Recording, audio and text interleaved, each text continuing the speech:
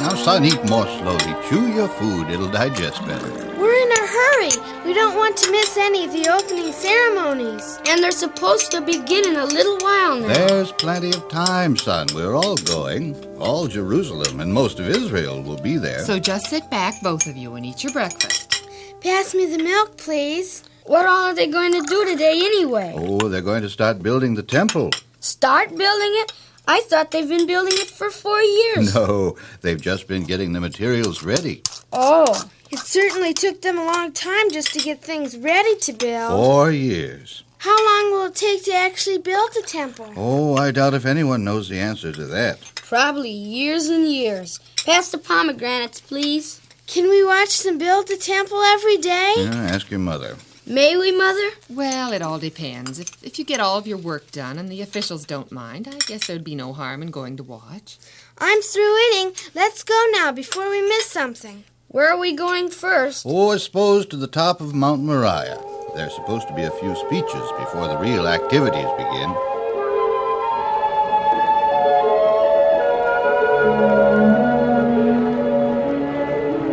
We're lucky to get such a good view of the temple site. Father, who is that there, the one with the bright purple coat? That, my son, is King Solomon. Is he going to make a speech? Oh, no one knows for sure who's going to speak and who isn't. There's someone going up to the speaker's platform now. Who is he? I don't know, but if we listen, I'm sure we'll find out. He looks like he's some sort of... Shh! We want to hear what's going on. Both of you, be quiet now. Lords, ladies, princes, people of Israel, it is my great pleasure to obey my sovereign and give you a brief word picture of the temple that is to be built here on top of Mount Moriah. It is not to be inhabited by man, but by God, the one and only living God, the God of creation, the God of Abraham, Isaac, and Jacob, our God. He still hasn't said who he is. It has been 480 years since our forefathers were delivered from Egyptian bondage. During most of that time, our God has dwelt in a tabernacle of cloth. The Ark of God has had no permanent home, but has been shifted about like some idol of wood or stone. The building of the temple that is to begin today on this spot will change all that. The Ark of God shall rest in the most holy room, the dimensions of which are to the perfect cube, 34 feet wide, 34 feet long, and 34 feet high. The entire room shall be overlaid with the purest of gold. The outstretched wing of one cherubim shall touch the gold wall on one side, while one wing of the other cherubim shall touch the wall on the other side. The other wings of each cherubim shall touch each other in the center of the room. Let's go look around. The walls This of is the holy place shall be Yes, overlaid let's with do. gold. I think I Also, agree. the This isn't inside very of the interesting. porch. Where do you want to go? Around the Just look outside around. on two You can sides show of us the main things and tell us building about them. will be All right, various come on. rooms and chambers for the priests and their appointments.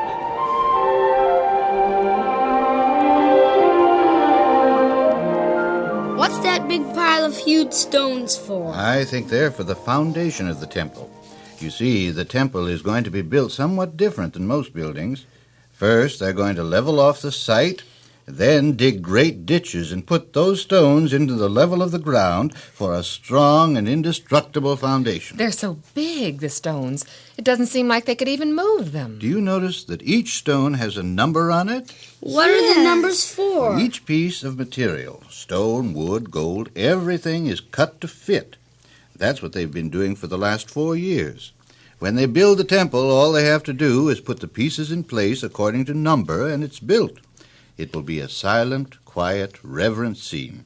Not the sound of a hammer or saw or an axe anywhere. The man who planned all this, did the figuring so the pieces would fit, and then actually cut them to fit, certainly must be a smart man. The plan of the temple is, of course, direct from God. It is built in the exact proportions of the tabernacle built by Moses in the wilderness. The only difference is that this temple is exactly twice as large as the tabernacle, and this one will have outer buildings or rooms for the priests in their offices. Just how big is the temple going to be? I believe that the exact dimensions are 110 feet long. How long is 110 feet? Oh, about as far as from here to that bush. My, that is going to be a big temple. And it's going to be 36 feet wide and 51 feet tall. You mean it's going to be taller than it is wide? Well, that's what they say. And it's going to have more than one floor. It's going to have 3, in fact. 3 floors, Father? What do you mean by that? 3 floors or stories, one on top of the other. Well, not the temple itself, but the outer rooms for the priests. But how are they going to get up to the 2 upper floors? By stairways, circular ones, I understand. Circular surely it's stairs? wise to do all Imagine that. that. Well, would you like to see some of the furnishings? I'll arrange with the guard for us to go in. That'd be fun. Yeah, I'd enjoy it. yeah. This is the altar of incense that goes in the holy place just outside the door to the most holy place. It's pretty. It's covered all over with gold. That's why. Is that gold, Father? Pure gold, daughter.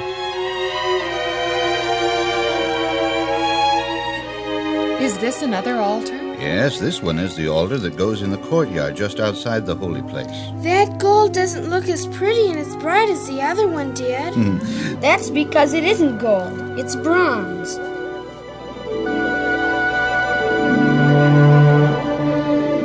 What are all those big beams for? Well, some of them are for the inner court and some for the priest's building alongside of the temple proper. What are these boards for? They're for various things. Some of them, the olive wood, is for the doors of the temple. Some are for the flooring of the 3 stories, and some are for the floor of the inner most holy place. Well, I guess you've seen about all there is to see. It must have taken lots of work to make all these parts and things. 4 years of hard labor by nearly 300,000 men. We saw some of them that day, digging in the clay to make that large water basin. Remember, Sis? Yes. I still don't see how they make moldings in the clay. Well, don't you think we'd better go back to the temple site and watch them start the foundation? I'd like to see that. Let's go. In the 4th year of Solomon's reign was the foundation of the temple laid in the 2nd month.